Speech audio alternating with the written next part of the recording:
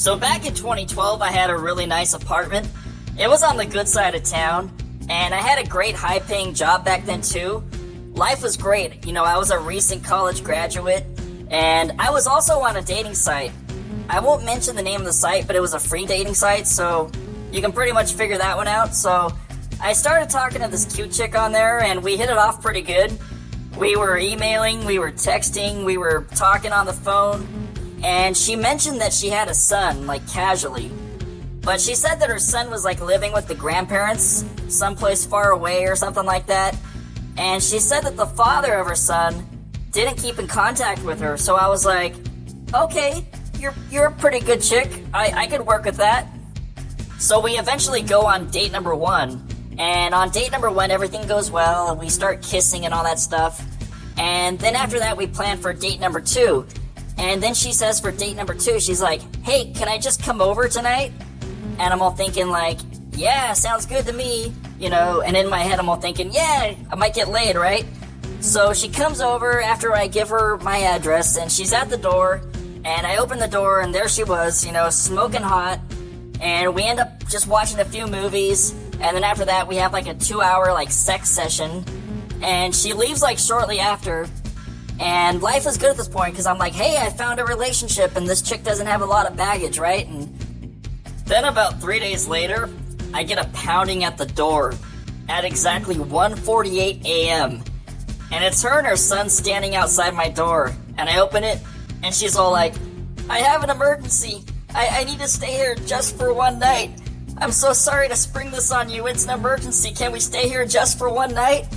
And I'm all like, yeah, I guess so. You know, like I even had a choice.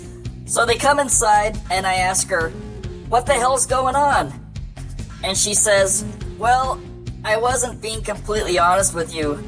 My son lives with me, and I'm also living on and off with the baby dad too.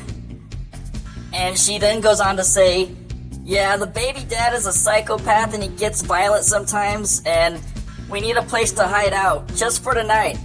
You know, after telling me a few days earlier that they were split up and not living together and all this stuff, and they lived in a different state.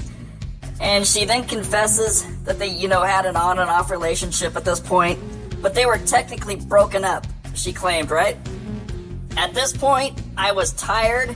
I had to go to work in the morning, so I said, let's just all go to sleep and we can talk about this tomorrow morning. So she makes a bed for her son on the floor, and she makes herself a little bed on the couch. And I ask her, aren't you gonna sleep with me in my bed?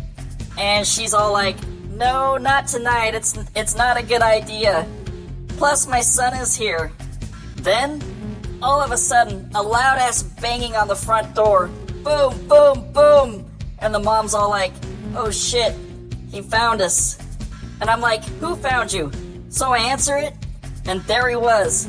A pissed-off baby daddy with a tracking device in his hand.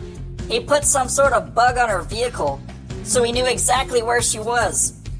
So the pissed-off baby daddy forces himself inside, and there's yelling and there's screaming, and somehow I find myself right in the middle of all this crap.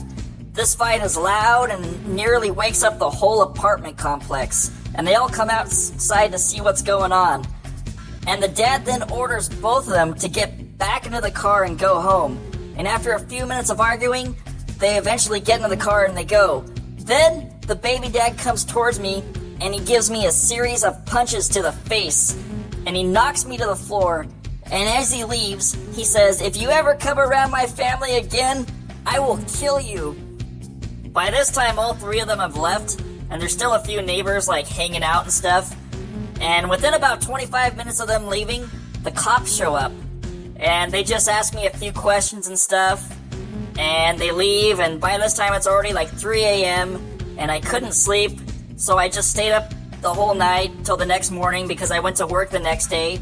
And I went to work the next day with a black eye, and by the time I got home from work, I got to my door, and boom, on my door, a 30-day eviction notice. I was so fucking pissed. I eventually also ended up losing my high-paying job, you know, because I came into the office looking like Fight Club and shit, and I lost my nice apartment, I lost my good job, I ended up losing my sports car because I couldn't make the payments. And, I don't know, you know what? I just took this as a big lesson to never date a single mother again.